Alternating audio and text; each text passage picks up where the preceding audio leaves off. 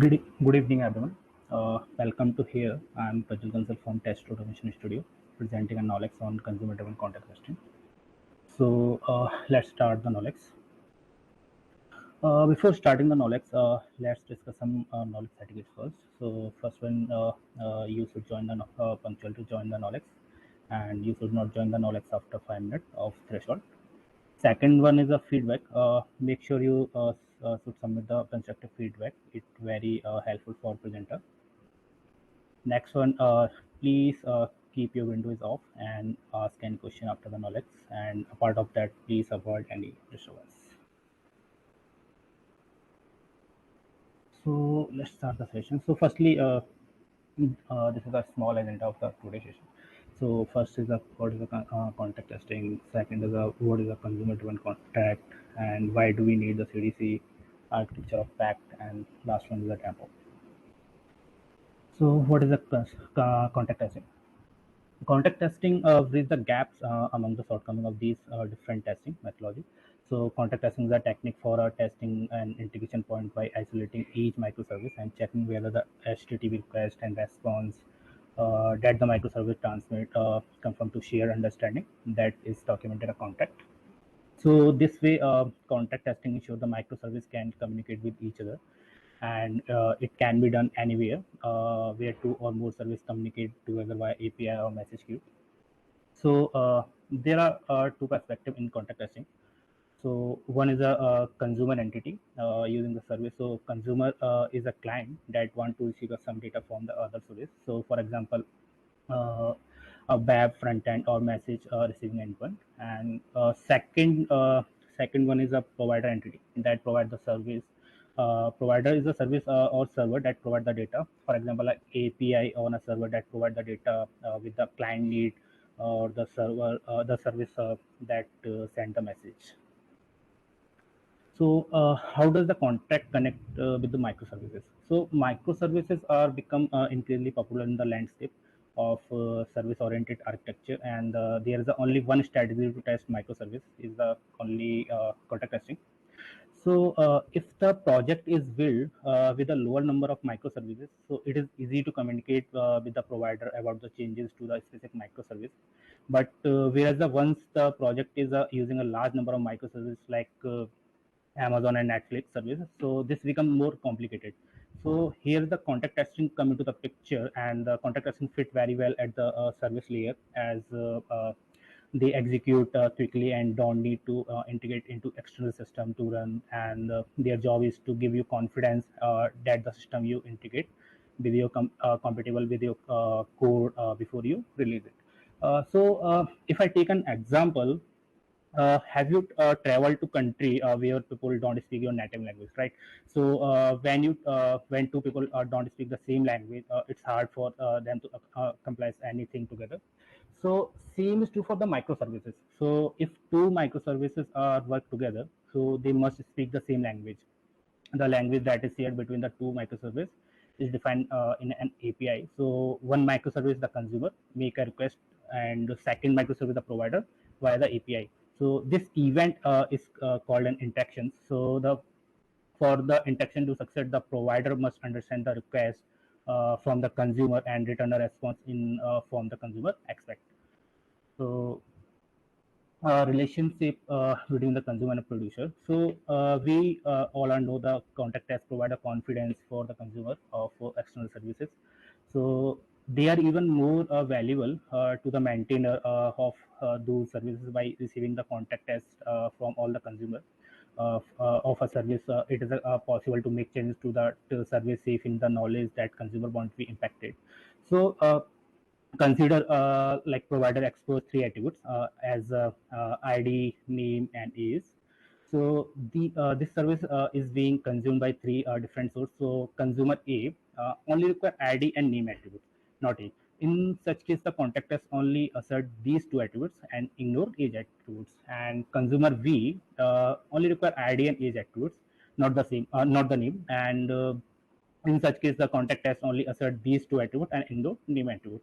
And in the last, consumer C require all three field and has a contact test should the assert only they are all present. So if a new consumer adopt the API but require the both first name and last name, so the provider remove the name and introduce another field as a first and last name. So now, when the provider run the contact test and the test would be filled as a consumer A and consumer C require a name field. In this case, the like provider mark the name is depreciated, and after consumer A and C are migrate to the new field, the depreciated field is removed. These consumer driven contact from the discussion point with the team responsible for the building the service as well as doing the automated test that give us the indication of readiness of the API. So next is a consumer-driven context. What is the consumer-driven context test? So consumer-driven context testing is a type of context testing that ensure that a provider is compatible with the expectation that the consumer has of it. So for HTTP API, this would involve checking the provider accept the expected request and that is a return to the expected response.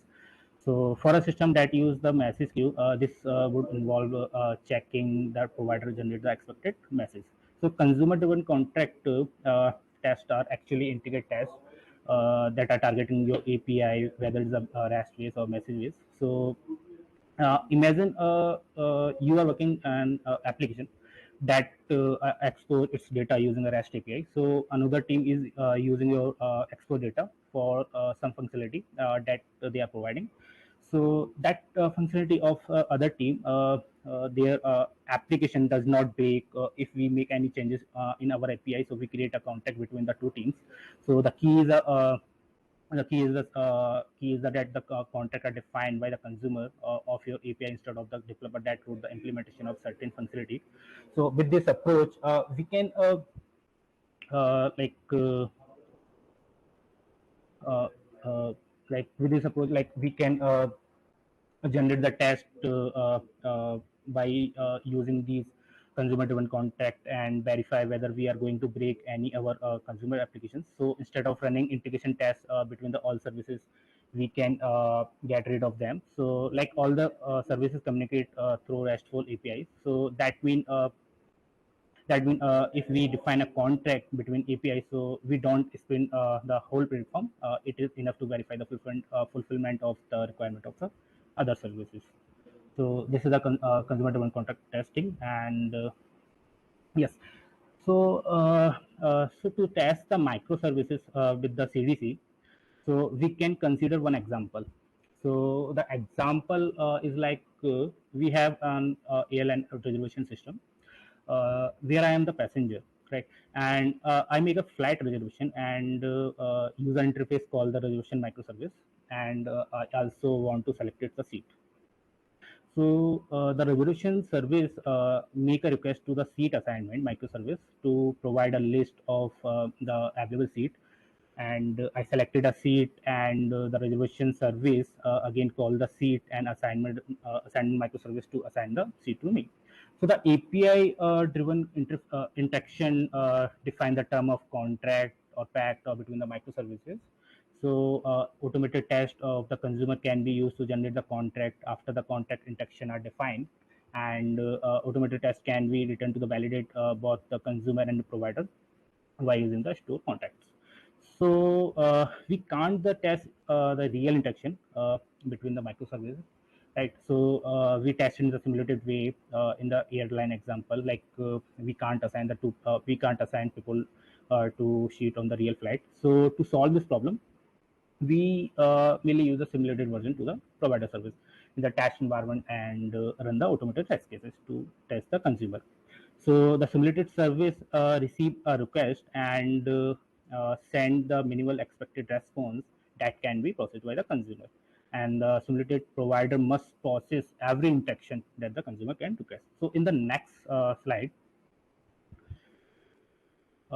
we need to complete the testing of the contact. So we test the provider by using a simulated version of the consumer. So requests are sent to the provider, and sent to the provider and like who send the response.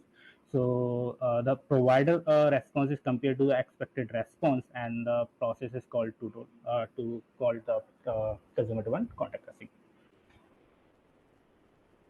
So why do we need the CDC? Like why do we need the contact driven contact test? So I already have the unit test and integration test.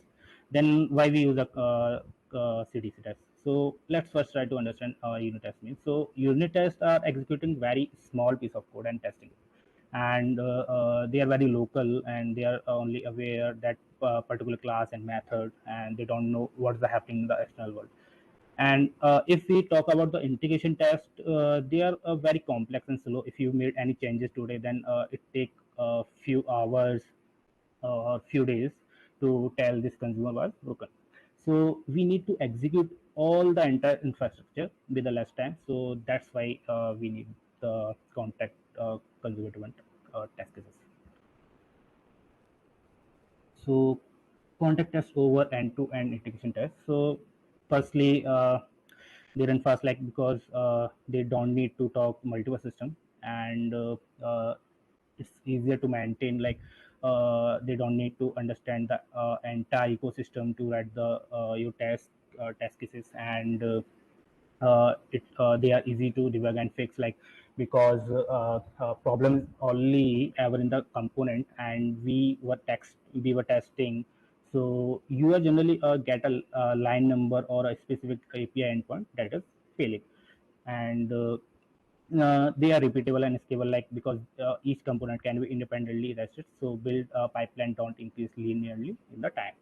And the last one, the it's have to ability to immediate to see which consumer will be broken if a change is made to the provider system. So this is the architecture of Pact. So uh, so here we have a two side, one for the consumer and another for the provider. So here we have the consumer and mock provider, and mock provider service. So we write the contact test in between the consumer and mock provider. So after passing the unit test on this mock provider, it will generate a contact file, and that will save into the Pact Broker using the Pact Broker plugin. And again, for the second side, like provider side, so provider run the provider test on the of the server, and it will contact with the Pact Broker and check all the related generated pack in the Pact Broker, and if generated pack fulfill the requirement, then it will verify from the provider side. So Pact Broker. So the Pact Broker. Pact Broker is an application for sharing the consumer-driven contact and verification result. So verification, these are the Docker images like Pact Broker or Postgres. So using of these images, we can start the Pact Broker services. Like here we use the ports like in Pact Broker 9292 localhost, and how we can verify the pact is valid, like this pact is valid, like so in the valid pact we having the consumer and provider details, and there we have all the interaction, like event methods, requests and response, and along with this, like there we have the matching rules and metadata. So matching rules are like data type of each attribute of interactions. So using of like these points, like we can verify the this fact is valid. So next point is the flow of CDC testing. So firstly,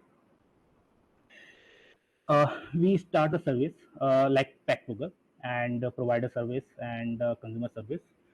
And next part is run the consumer driven test cases, and uh, after passing the test cases, we will have to generate the pact. So that pact will publish in the Pact Broker, and last one is a pact. These pact verify from the provider side. uh, if we demo side.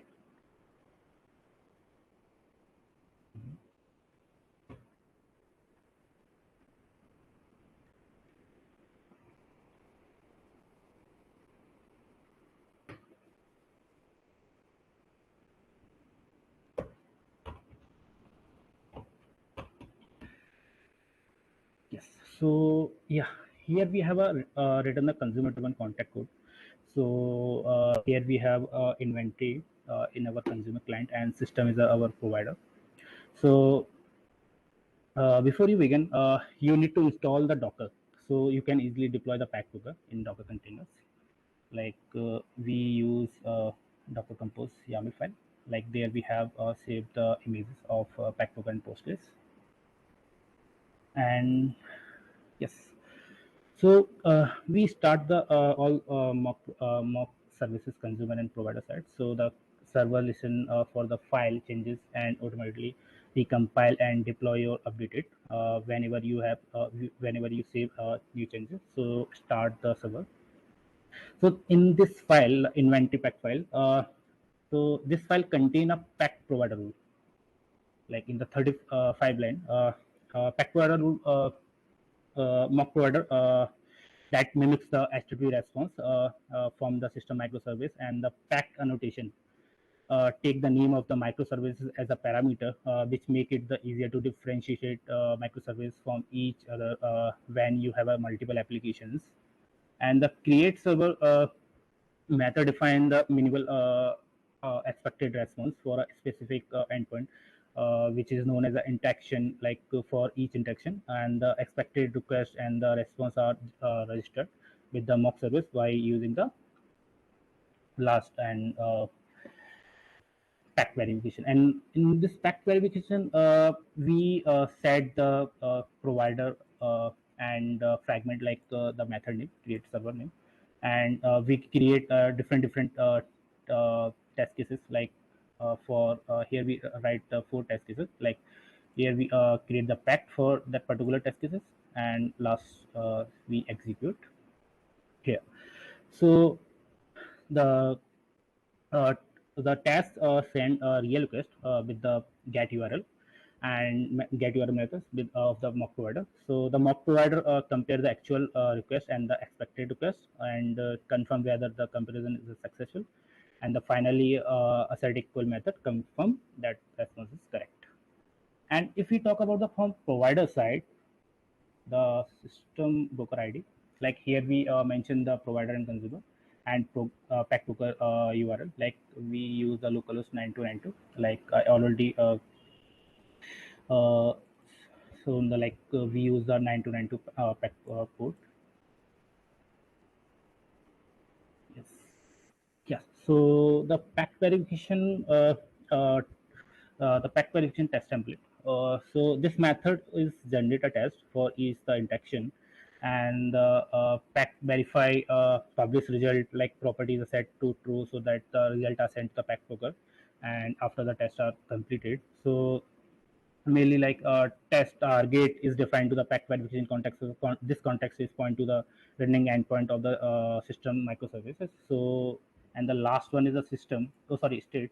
So this state annotation must match the given parameter that was provided in the inventory test class. So the pack can be identify which task is running is the which endpoint. So let's do the execution part. And like I already start the micro services. Like here we see the services are running.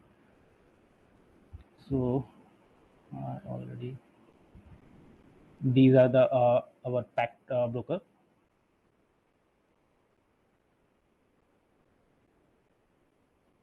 So I execute all the test cases of consumer from consumer.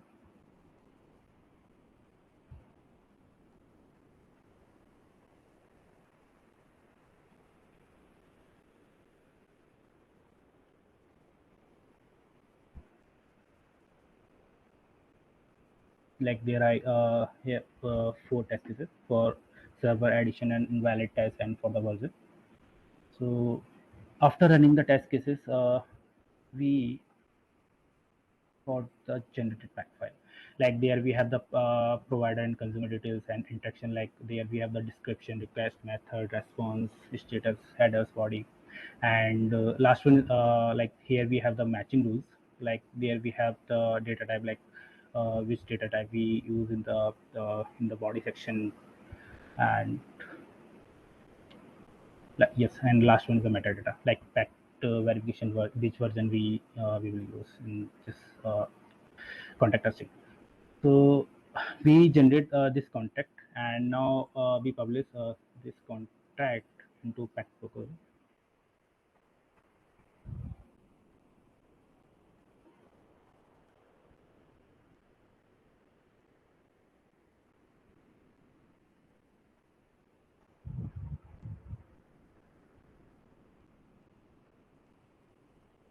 So yes, our pact is stored in the pact protocol. We can see like we have like inventory is the consumer and system is the provider. So our graph is from consumer to provider, and we can see like here we have all the interactions like for all the test cases, like here this is a one for one test cases, this was the second one and another one and last one. So we like there we have run the four test cases. So here we have all the four interactions. So now we will verify these contract from the provider side, right? So go into the provider test cases file, and we run this file.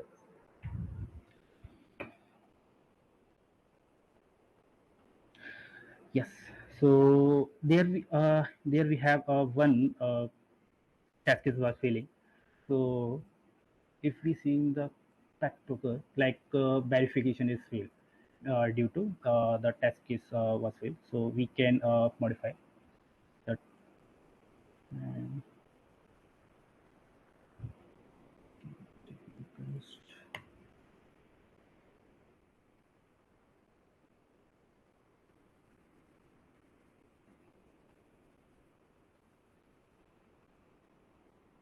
again, we run the test cases. Yes. So all four test cases are verified from the provider file, and we go there. Yes. So our generated pact are verified from the provider side. So this is from the demo side.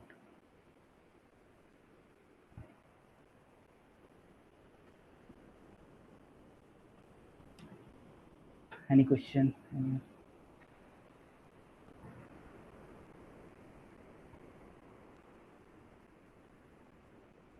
So hello. So everyone, do we have any questions?